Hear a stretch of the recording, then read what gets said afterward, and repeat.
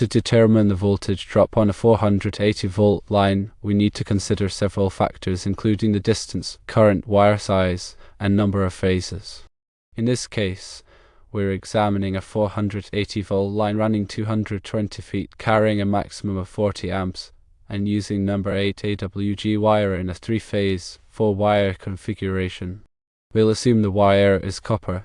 The ambient temperature is 77 degrees Fahrenheit, the load is balanced across all 3 phases, and the power factor is unity, which is 1. The voltage drop can be calculated using the following formula. Voltage drop equals 2 times distance times current times resistance divided by voltage times power factor. To use this formula, we first need to determine the resistance of the wire.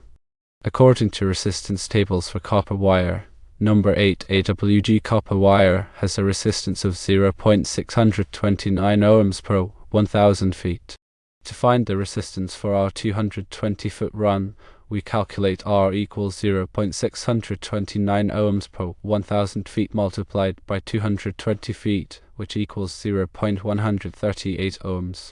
Now, we substitute the values into the voltage drop formula. Voltage drop equals 2 times 220 feet times 40 amps times 0.138 ohms divided by 480 volts times 1. This results in a voltage drop of 9.22 volts. Therefore, the voltage drop on the 480-volt line under these conditions is 9.22 volts. It's important to note that this voltage drop is generally within acceptable limits for most applications. However, if a lower voltage drop is required, options include using a larger wire size to reduce resistance or shortening the distance of the run. In electrical systems, voltage drop refers to the decrease in voltage along a conductor through which current is flowing. It is an important consideration in electrical design because excessive voltage drop can cause equipment to malfunction, reduce the efficiency of electrical devices, and potentially damage sensitive electronic components. To understand voltage drop more comprehensively, it is important to consider several key aspects. Firstly, conductors have inherent resistance, which impedes the flow of current. This resistance converts some of the electrical energy into heat, resulting in a decrease in voltage along the conductor. Secondly, Ohm's law states that voltage drop is directly proportional to the current flowing through the conductor and the resistance of the conductor, expressed as voltage equals current times resistance. Thirdly, the factors that influence voltage drop include wire gauge, length of the conductor, current flowing through the conductor, type of conductor material, and operating temperature. Larger gauge wires have lower resistance and therefore lower voltage drop. Longer conductors will have a higher voltage drop. Higher current will result in a greater voltage drop. Copper and aluminum are common conductor materials with different resistance characteristics. Higher temperatures increase the resistance of conductors, leading to increased voltage drop. To calculate voltage drop, several formulas can be employed. For direct current, or DC, circuits, the formula is voltage drop equals current times resistance. For alternating current, or AC, single-phase circuits, the formula is voltage drop equals 2 times current times resistance times length divided by 1000. For AC 3-phase circuits, the formula is voltage drop equals square root of 3 times current times resistance times length divided by 1000. In these formulas, length refers to the one-way distance of the conductor. To mitigate voltage drop, several strategies can be implemented. Firstly, increasing the wire gauge reduces the resistance of the conductor. Secondly, shortening the length of the conductor minimizes the overall resistance. Thirdly, using conductors with lower resistance materials, such as copper instead of aluminum for certain applications, can decrease voltage drop. Fourthly, running parallel conductors effectively increases the conductor size, which reduces the overall resistance. Finally, ensuring proper connections minimizes resistance at connection points, thereby reducing voltage drop. Voltage drop limitations are typically specified in electrical codes and standards. The National Electrical Code, or NEC, recommends a maximum voltage drop of 3% for branch circuits and 5% for feeders. These limitations are intended to ensure efficient and safe operation of electrical equipment. Voltage drop can have several detrimental effects on electrical equipment. Reduced voltage can cause lights to dim, motors to overheat and operate inefficiently, and electronic devices to malfunction. In sensitive electronic equipment, voltage drop can lead to data errors, system instability, and potential damage. Accurate calculation and mitigation of voltage drop are essential for ensuring the reliable and efficient operation of electrical systems. In industrial, commercial, and residential settings, understanding and addressing voltage drop issues can prevent equipment failures, reduce energy waste, and improve overall system performance. Furthermore, proper voltage drop management contributes to the safety of electrical installations by preventing overheating and potential fire hazards. In summary, voltage drop is a critical parameter in electrical systems that must be carefully considered during design and installation. By understanding the factors that influence voltage drop, applying appropriate calculation methods, and implementing effective mitigation strategies, engineers and electricians can ensure the delivery of stable and reliable power to all connected devices and equipment. When dealing with voltage drop calculations, it is essential to account for the specific characteristics of the electrical system. Consider factors such as the type of load, the operating conditions, and the applicable standards and codes. Consulting with qualified electrical professionals and using appropriate software tools can aid in accurate voltage drop assessment and mitigation.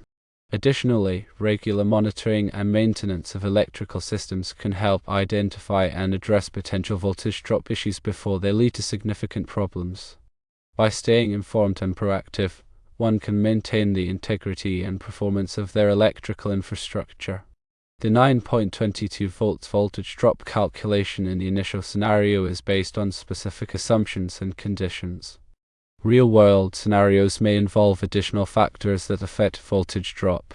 Some of these factors include inductive reactance, skin effect, harmonic distortion, and imbalanced loads. Inductive reactance is the opposition to alternating current caused by the inductance of the conductors. Skin effect is the tendency of alternating current to flow mostly near the surface of the conductor, effectively reducing the cross-sectional area available for current flow and increasing resistance. Harmonic distortion refers to the presence of harmonic frequencies in the current waveform, which can increase the root mean square, or RMS, current and thus the voltage drop.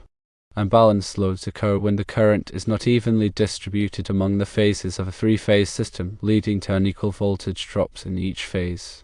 To account for these factors, more complex voltage drop calculations may be required. Software tools and online calculators are available to perform these calculations, taking into account the specific parameters of the electrical system. These tools often incorporate impedance values for various types of conductors, allowing for more accurate voltage drop estimations. In addition to calculating voltage drop, it is important to assess whether the calculated voltage drop is within acceptable limits. The National Electrical Code, or NEC, provides guidelines for maximum allowable voltage drop in branch circuits and feeders. As mentioned earlier, the NEC recommends a maximum voltage drop of 3% for branch circuits and 5% for feeders. These limits are intended to ensure that electrical equipment receives adequate voltage for proper operation. If the calculated voltage drop exceeds these limits, corrective action should be taken. These actions may include increasing the wire size, reducing the length of the conductor, or adding voltage boosting equipment. When selecting a larger wire size, it is important to consider the ampacity of the wire. Ampacity is the maximum current that a conductor can carry continuously without exceeding its temperature rating. The NEC provides ampacity tables for various types of conductors based on their size, insulation type, and installation conditions. It is essential to choose a wire size that has an ampacity rating greater than the maximum current that will flow through the conductor.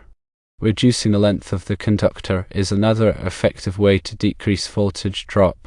This can be achieved by relocating the power source closer to the load or by reconfiguring the circuit layout. In some cases, it may be necessary to add voltage boosting equipment, such as transformers or voltage regulators, to compensate for excessive voltage drop. These devices can increase the voltage at the load end of the circuit, ensuring that equipment receives the required voltage. Furthermore, proper grounding and bonding practices are essential for minimizing voltage drop and ensuring electrical safety. Grounding provides a low impedance path for fault current to flow back to the source, which helps to quickly trip over current protective devices and prevent electrical shock hazards. Bonding connects all non-current carrying metal parts of the electrical system to create an electrically continuous path, which reduces the risk of voltage differences and potential shock hazards. Regular inspection and maintenance of electrical systems are crucial for identifying and addressing potential voltage drop issues. Loose connections, corroded conductors, and damaged insulation can all contribute to increased voltage drop. These problems should be promptly repaired to maintain the integrity and performance of the electrical system. In summary, voltage drop is an important consideration in electrical design and installation. Accurate calculation, proper mitigation techniques, and regular maintenance are essential for ensuring the reliable, efficient, and safe operation of electrical equipment. By understanding the factors that influence voltage drop and following industry best practices, one can minimize voltage drop and optimize the performance of their electrical systems. The original question and answer focused on a 480-volt three-phase system using number 8 AWG wire. It is useful to discuss some additional considerations for three-phase systems and wire sizing. In three-phase systems, the voltage between any two phases is higher than the voltage from any phase to neutral. In a 480-volt system, the phase-to-phase voltage is 480 volts, while the phase-to-neutral voltage is approximately 277 volts. When calculating voltage drop in a three-phase system, it is important to use the correct voltage value in the voltage drop formula. In the formula, voltage drop equals square root of 3 times current times resistance times length divided by 1000. The voltage value used is the phase-to-phase voltage. The size of the wire required for a particular application depends on several factors, including the current carrying capacity, the voltage drop, and the ambient temperature. As mentioned earlier, the National Electrical Code, or NEC, provides ampacity tables for various types of conductors based on their size, insulation type, and installation conditions. These tables should be consulted to ensure that the wire size is adequate for the intended application. In addition to ampacity, voltage drop is another important factor to consider when selecting wire size. The wire size should be chosen such that the voltage drop does not exceed the maximum allowable limit specified by the NEC. In some cases, it may be necessary to use a larger wire size than required by ampacity considerations in order to meet the voltage drop requirements. Ambient temperature can also affect the ampacity of a wire. Higher temperatures reduce the ampacity of a wire, as the wire is less able to dissipate heat. The NEC provides correction factors for ampacity based on ambient temperature. These correction factors should be applied when determining the appropriate wire size for a particular application. In situations where the wire is installed in conduit or cable trays, directing factors may also need to be applied. These directing factors account for the reduced ability of the wire to dissipate heat when it is installed in close proximity to other wires. The NEC provides tables of directing factors based on the number of current carrying conductors in the conduit or cable tray. When selecting wire size, it is important to consider all of these factors to ensure that the wire is adequate for the intended application. Consulting with a qualified electrical engineer or electrician can help to ensure that the wire size is properly selected. In addition to copper and aluminum, other types of conductors are available for use in electrical systems.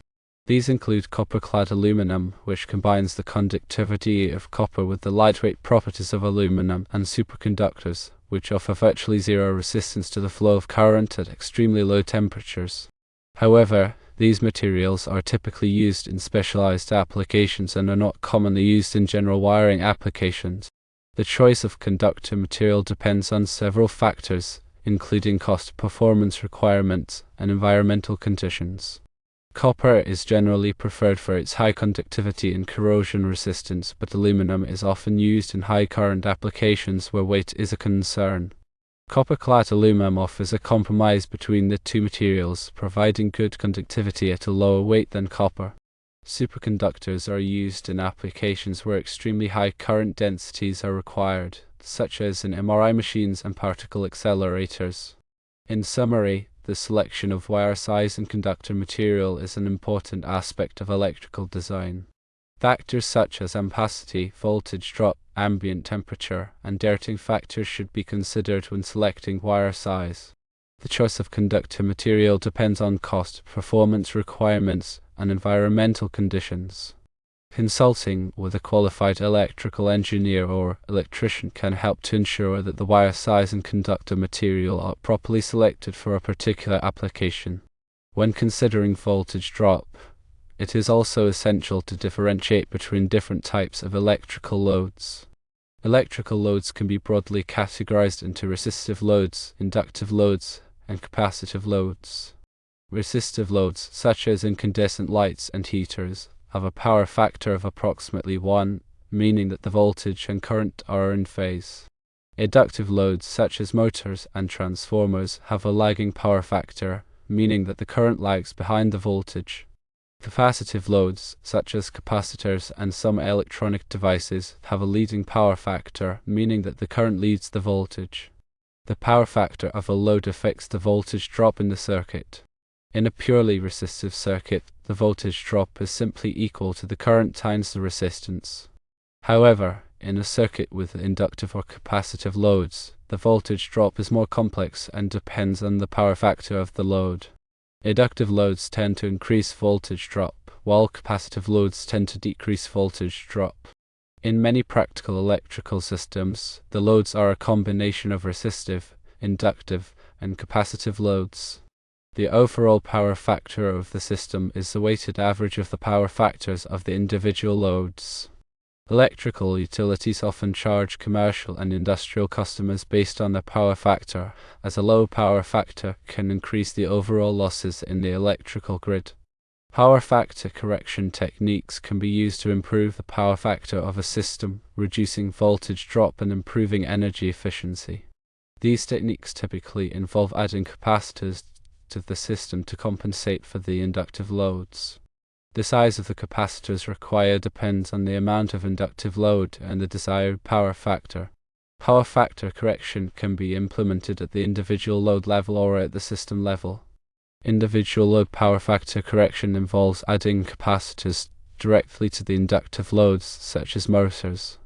System-level power factor correction involves adding capacitors to the main distribution panel of the electrical system. In addition to power factor correction, other techniques can be used to reduce voltage drop in electrical systems. These include using autotransformers to boost the voltage at the load end of the circuit, using active voltage regulators to maintain a constant voltage, and using smart grid technologies to optimize voltage levels throughout the electrical grid. Autotransformers are single-winding transformers that can be used to increase or decrease the voltage of a circuit. They are often used in applications where a small voltage boost is required, such as at the end of a long distribution line. Active voltage regulators are electronic devices that can automatically adjust the voltage of a circuit to maintain a constant voltage level. They are often used in applications where the voltage fluctuates significantly, such as in remote areas with unreliable power grids. Smart grid technologies are advanced technologies that can be used to monitor and control the voltage levels throughout the electrical grid. These technologies include smart meters, which can provide real-time voltage data, and advanced control algorithms, which can automatically adjust voltage levels to optimize energy efficiency and grid stability. In summary, the type of electrical load, the power factor of the load, and the use of power factor correction techniques can all affect voltage drop in electrical systems. Other techniques, such as using autotransformers, active voltage regulators, and smart grid technologies, can also be used to reduce voltage drop and improve energy efficiency.